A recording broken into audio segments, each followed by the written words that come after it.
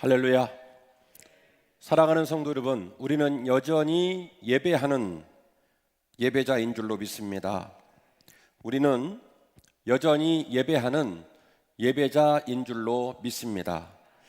아놀드 조셉 토임이라는 사람이 있어요. 제 이전 설교도 말씀을 드린 적이 있습니다만은 이 영국 학자는 인류의 역사를 연구하면서 역사의 연구라는 12권의 대작을 남겼습니다. 그 역사의 연구라는 책에서 그는 아주 특이한 독자적 문면사관을 제시를 했는데요, 인류의 역사는 생멸의 역사이며 고차 문명의 저차 문명에 대한 도전과 응전의 역사이다라는 아주 독특한 문면사관을 이 학자는 이야기를 했습니다. 여기서부터 우리가 이른바 알고 있는 인류의 역사는 도전과 응전의 역사라는 말이 나오게 된 것이죠. 코로나는 이제 전 세계적인 문제로 확산되고 있습니다.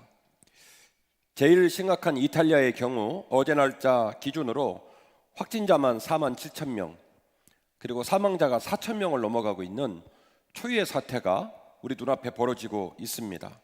이에 연동하여 우리나라도 코로나를 제압하기 위해 최선을 다하고 있는 중이고, 교회도 이런 정부 시책에 부응하여 오늘 전면적인 온라인 예배를 실시하고 있고, 또 많은 교회들이 이전에도 정부 지침과 또 정부 지침을 이야기하기 전에 교회 스스로 성도들의 건강과 그들의 삶을 보존하기 위해서 정부에서 제시하고 있는 7단계의 질병관리 지침보다도 더 강력한 형태의 지침들을 수행하면서 성도들의 건강과 안위를 지켜왔는 줄로 믿습니다. 많은 목회자와 성도들이 당황해하고 있고 낙담해하고 있는 것이 우리가 부인할 수 없는 현실이긴 합니다만은, 그러나 우리가 생각하는 인류가 존엄하다, 인류가 대단하다라고 하는 것은 창세 이후로 지금까지 인류는 환경과 역사에 주어진 자리에 귀속되는 그런 존재가 아니라 해석하고 응전하고 창의적인 결과물들을, 그 업적들을 만들어 왔기에 저는 인류를 존귀한 존재라고 말한다고 믿고 있습니다. 서울신학대학 대학원 교수로서 근본 학기도 디지털 매체와 목회적 적용이라는 강의로 학생들을 섬기고 있는 중인데요, 학계에서는 이미 인류의 창의적 공간, 인류의 마지막 공간을 데이터 스피어로 규정을 하고 있었습니다. 언젠가 이 무형의 데이터 스피어, 눈으로 볼 수 없지만은 실존하고 있고 그 공간에서 많은 일을 해낼 수 있는 데이터 스피어를 인류의 마지막 공간, 우리 종교적인 표현으로는 땅끝으로 규명하고 있는데, 언젠가 그런 날이 우리에게 도래하게 될 것이라고 학계에서는 이미 이야기를 한 바가 있습니다. 코로나19로 말미암아 그 시기가 좀 땡겨졌다고 생각하면 좋겠다라는 생각을 저는 하고 있습니다. 낯설지만 새로운 경험이기도 하고 또 새로운 도전과 더 깊은 깨달음의 통로가 될 거라고 저는 믿고 있습니다. 우리가 이 상황들을 부정적으로만 생각할 것이 아니라 더 창의적이고 더 정성스러운 예배자의 자리로 받아들이고, 또 이 자리를 통해서 이전보다 더 강력한 믿음, 이전보다 더 깊은 믿음의 진면목을 우리 모두가 보이기를 저는 간절히 소원합니다. 하나님은 쉬지 않고 우리를 찾으시는 줄로 믿습니다. 하나님은 지금도 쉬지 않고 우리를 찾으시는 줄로 믿습니다. 오늘 본문은 역시 지난주 말씀의 연속선상에 있습니다. 한밤중 중생을 가르치신 니고데모와 주님의 대화는 시원스럽게 종료되지 않았습니다. 우리가 알고 있는 것처럼 삭개오가 주님을 만난 사건이나 혹은 사도 바울이 주님을 만난 사건처럼 그 만남이 극단적인 상황 속에서 도전을 통해 이루어졌고, 그 결과물 또한 명백하고 그 결과물 또한 향기나고 빛이 났던 것처럼 그렇게 시원스럽게 그 만남이 종료되지 않았습니다. 이 문제는 당사자인 니고데모에게도, 그리고 오늘 말씀을 읽는 후대의 독자인 우리에게도 숙명적인 과제인데요, 사람이 위로부터 나아져야 한다는 하나님의 은혜를 주님은 오늘 본문을 통하여 더욱 강조하고 계십니다. 지난주에 제가 사람이 물과 성령으로 거듭나지 아니하면 하나님 나를 볼 수 없다라고 하는 주님의 말씀, 이 말씀을 그대로 직역한다면, 이 거듭남이라고 하는 부사가 이 원어를 그대로 직역한다면 어떻게 된다고 그랬죠? 사람이 위로부터 나아지지 아니하면, 하나님 나를 볼 수 없다. 오늘 말씀은 그 이야기의 후속편이에요. 왜냐하면 앞서 말씀드린 대로 니고데모와의 대화는 썩 시원하게 끝나지 않았습니다. 니고데모가 그 주님과의 깊은 대화를 통하여 자신의 삶을 포기하고, 그리고 자기가 주님의 어머니의 품에, 어머니의 태에 다시 들어갈 수 있습니까? 라는 인간적인 질문을 던진 것에 관하여 주님께서 사람이 물과 성령으로 거듭나야 한다는 사실을 가르치셨지만, 그 가르침이 명료하게 정리되지 못하고 있는 모습을 보면서 오늘 말씀은 그 이야기의 후속편처럼 다시 한번 강조하고 다시 한번 그 의미를 재확인하고 있는 본문이라는 사실을 우리가 기억하면서, 후대의 독자인 우리 또한 혹시 우리의 마음 가운데 니고데모와 같은 믿음 없음과 니고데모와 같은 인간적인 마음에 고민하는 모습들이 있다고 한다면, 오늘 말씀을 통하여 깨어지는 역사가 있기를, 주님을 더 깊이 만나는 역사가 있기를 주의 이름으로 축원합니다. 본문의 말씀은 3장 14절 말씀입니다. 모세가 광야에서 뱀을 든 것 같이 인자도 들려져야 하리니 이는 그를 믿는 자마다 영생을 얻게 하려 하심이라. 아멘. 오늘 본문의 말씀은 예수님의 역할을 얘기합니다. 예수님의 역할은 마치 저 광야에서 수많은 주의 백성들이 불뱀으로 죽어갈 때에 모세의 장대 끝에 놋뱀을 만들고 그 놋뱀을 보는 자마다 새로운 생명을 선물로 받았던 것처럼 인자가 장대 위에 높이 들려져야 하는 날이 오게 될 것이라고 주님은 말씀을 하셨습니다. 이 말은 현재 이 가르침을 받아야 될 사람들의 영적 상태가 놋뱀 시대의 백성과 유사하거나 동일하다는 상정입니다. 수많은 백성은 불순종했습니다. 수많은 백성이 불순종하여 죽어가는 그 모습을 보고 하나님이 불쌍히 여겨서 놋뱀을 주셨습니다. 그럼에도 불구하고 그 교만과 그 불순종을 깨뜨리고 하나님 앞으로 나와 놋뱀을 보는 자가 있었는가 하면, 그 와중에도 끝까지 놋뱀을 보지 못하고 놋뱀을 보지 못하는 불순종과 교만으로 죽어가는 백성이 그 자리에 있었다고 하는 것이죠.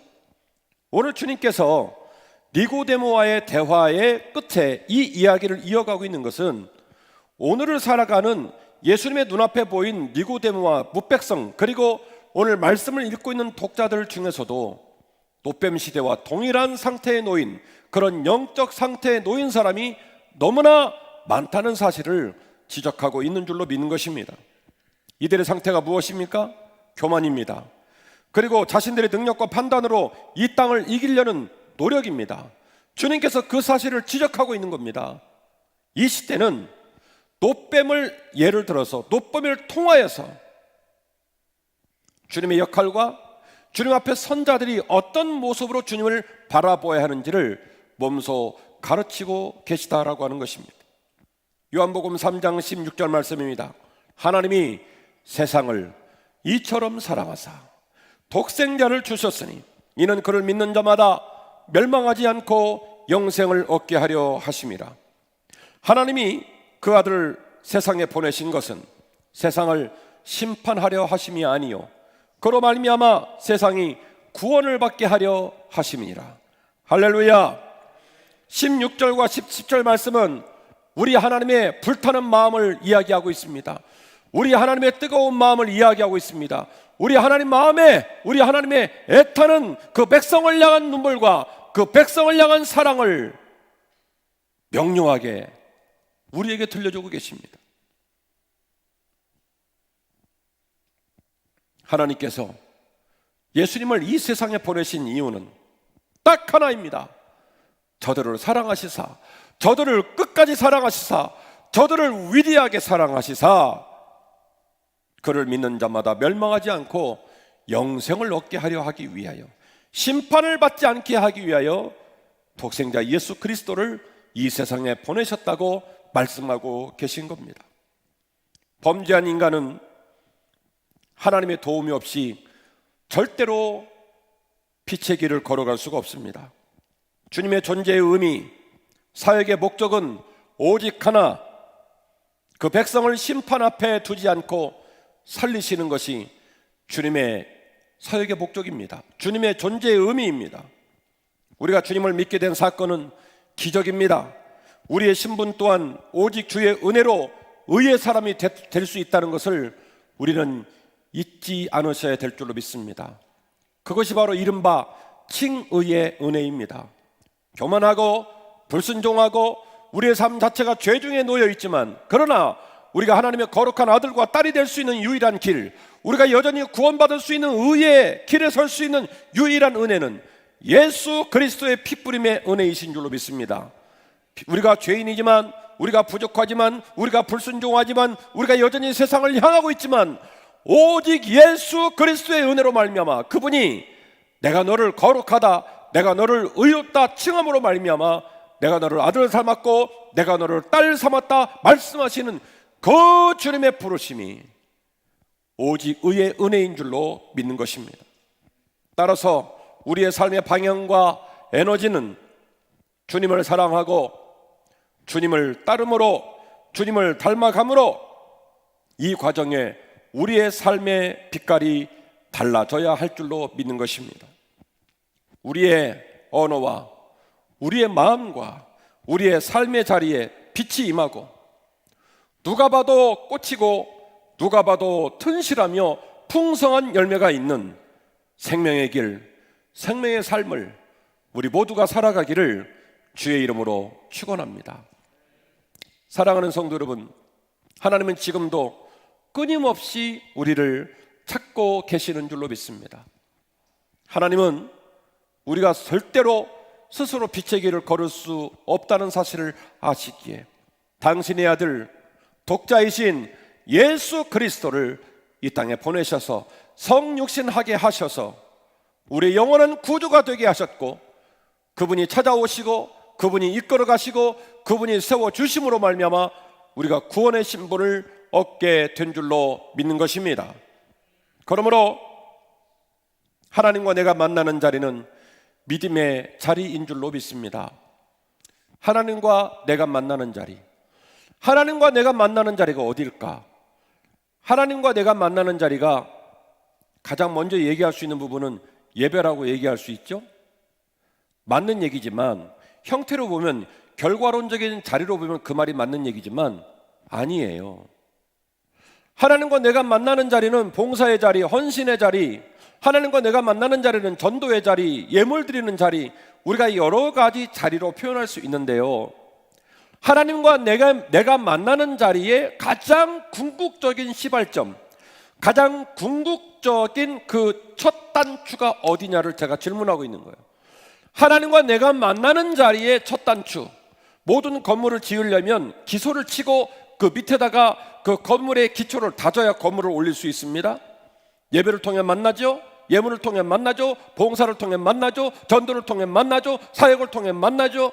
우리가 하나님을 만나는 자리가 많습니다. 그러나 그 모든 만남의 자리에 선행되어야 할 그 모든 만남의 자리를 출발시키는 가장 소중하고 가장 으뜸이 되는 가장 중요한 만남의 자리가 있습니다. 어딜까요? 그게 오늘 말씀의 주제고 말씀의 결론이에요.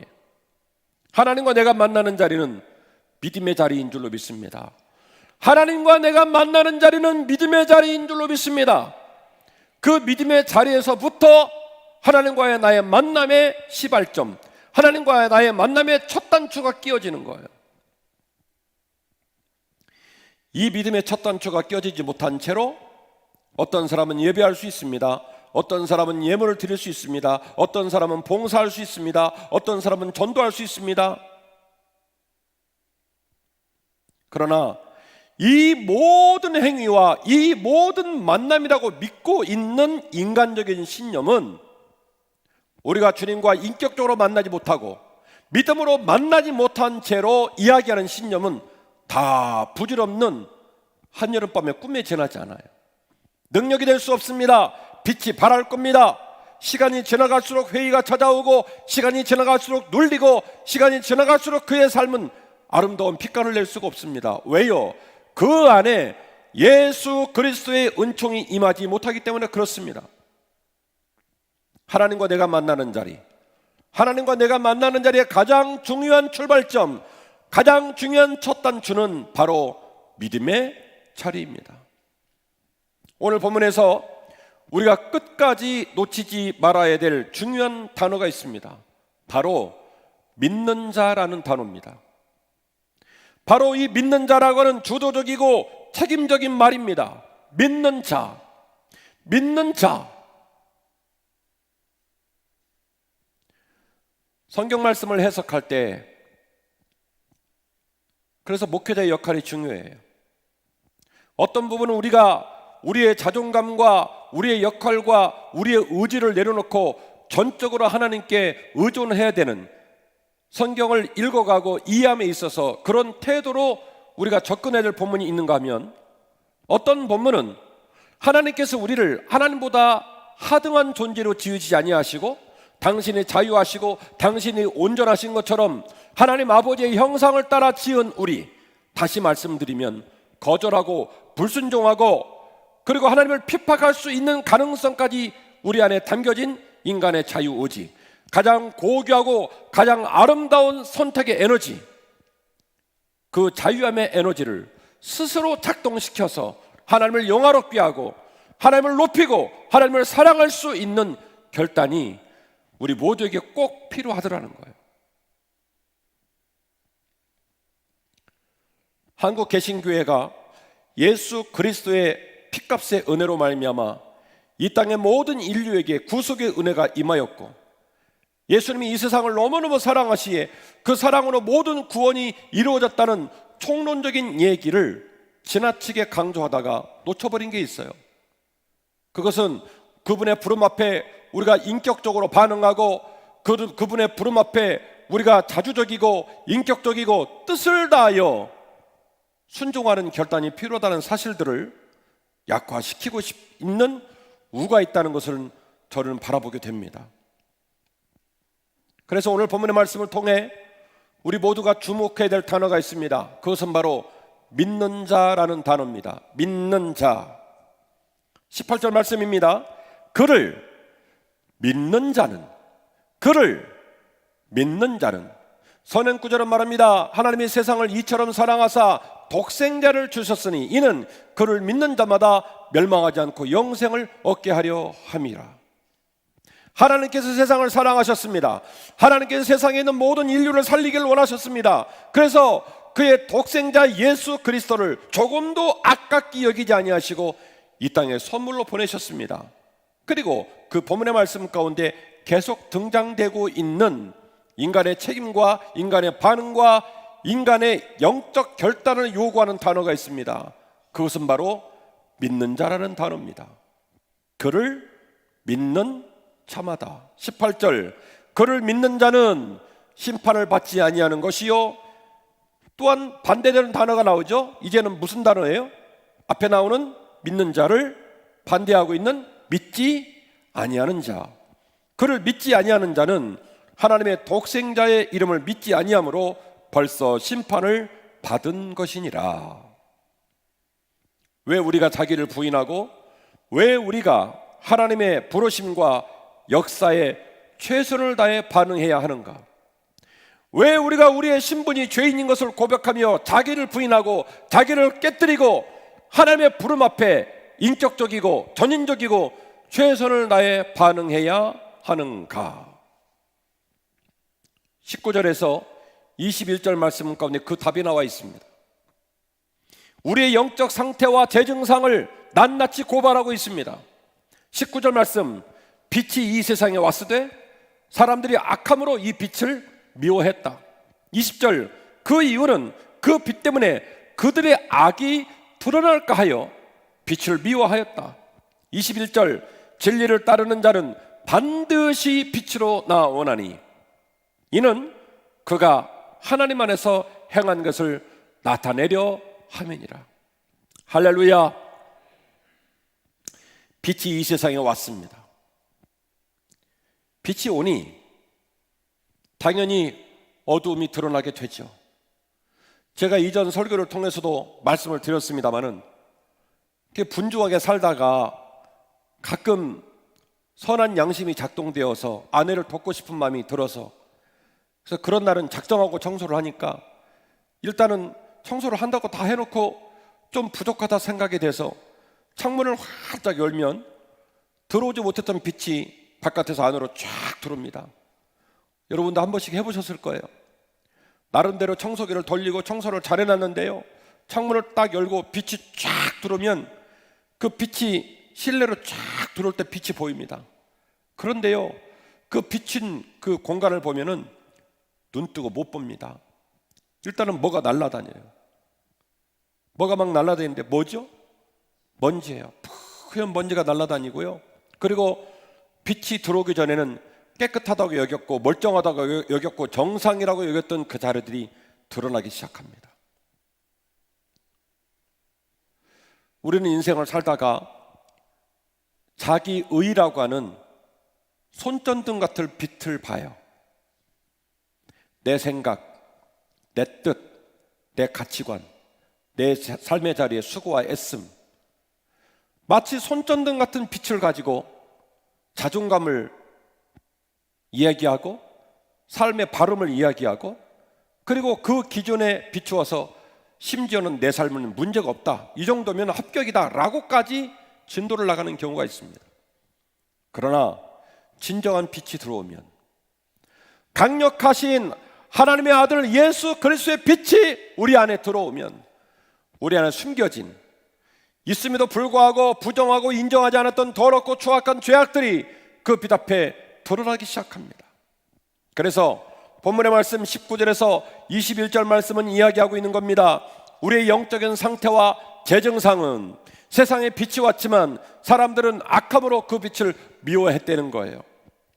그 이유는 그 강력한 빛이 그들의 삶 가운데 들어오고 그들의 마음에 들어올 때에 그들이 숨기고 그들이 정상적이고 문제가 없다고 믿었던 그 자신의 삶에 수많은 교만과 불순종과 죄들이 가득 차 있다는 영적 어둠을 보게 되었기에 오히려 빛을 싫어하고 미워했다고 성경은 이야기하고 있습니다. 제가 지금까지 목회하면서 경험한 믿음의 사건은 기적적인 사건입니다.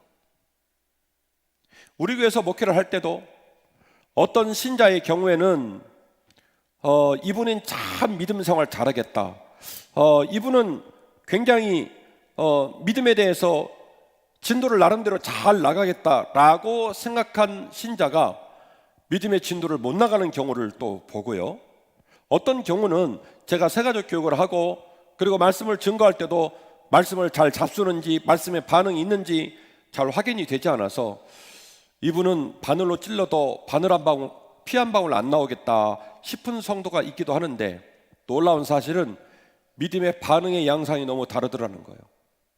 어떤 사람은 믿음의 초기에 강력하게 주님을 만나고 주님을 믿는 사람이 있고, 어떤 사람은 오랜 시간이 지난 후 뜻밖의 자리에서 주님을 만나는 사람이 있습니다. 어떤 사람은 성격처럼 불처럼 어떤 그 극단적 사건을 통하여 단번에 하나님께 드려지고 헌신하는 사람이 있는가 하면 마치 비로 말하면 소낙비를 맞는 것처럼 말이죠. 그런가 하면 어떤 사람은 이슬비에 가랑비에 온몸이 젖는 것처럼 오랜 시간의 예배와 기도와 끊임없는 주님을 향한 뚜벅뚜벅 걸어가는 발걸음을 통하여 주님을 더 깊이 만나는 성도를 보기도 합니다. 그래서 저는 믿음의 사건은 기적 같은 사건이라고 이야기를 해요. 믿음의 사건이 기적 같은 사건이라고 말하는 데는 제 입장에서는, 목사인 제 입장에서는 소망이 있습니다. 믿음의 사건이 기적 같은 사건이다, 그 사건을 부정적으로 볼 사람은 어렵겠네라고 말을 할지 모르겠지만 저는 반대로 봅니다. 기적이라고 하는 것은 인간의 이성과 논리와 합리성을 넘어서는 또 다른 초자연적인 부르심과 초자연적인 복이거든요. 인간의 마음으로, 내 노력으로, 내 뜻으로 안 될 거라고 믿는 그 자리에서 무슨 사건이 벌어지냐면 기적의 사건이 벌어지는 거예요. 믿어지는 거예요. 믿음이 고백되는 거예요. 그래서 저는 이 확신과 소망을 가지고 지금까지 목회하고 있습니다. 나는 부족하고 나는 부족하지만 주 예수 그리스도의 은총이 임하고 주 하나님이 도와주실 때 믿어지는 사건이 있을 것이다, 믿어질 거다. 저는 이런 믿음의 사건을, 이런 기적의 사건을 믿고 있습니다. 하나님의 전적인 은총의 사건이요, 인간이 평생의 삶 속에서 가장 위대한 결정을 내려는 고귀한 사건이라고 저는 생각하고 있습니다.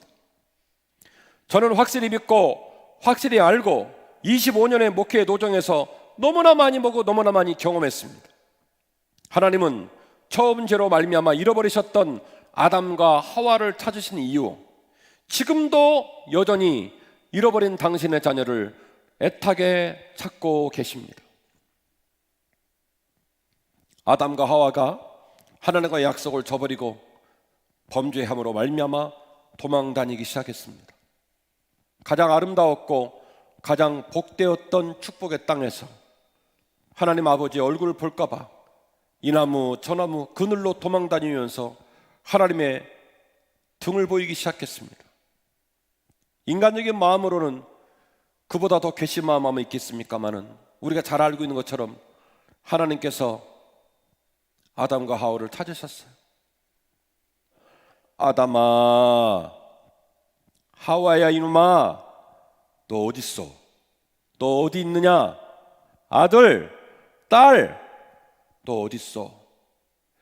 네가 범죄한 것도 잘못한 거지만 나 앞에 등을 돌리고 어두운 그늘로 도망다니고 빛으로 나오지 않는 것, 그것은 정말로 더 잘못한 거야. 그러다가 큰일 나.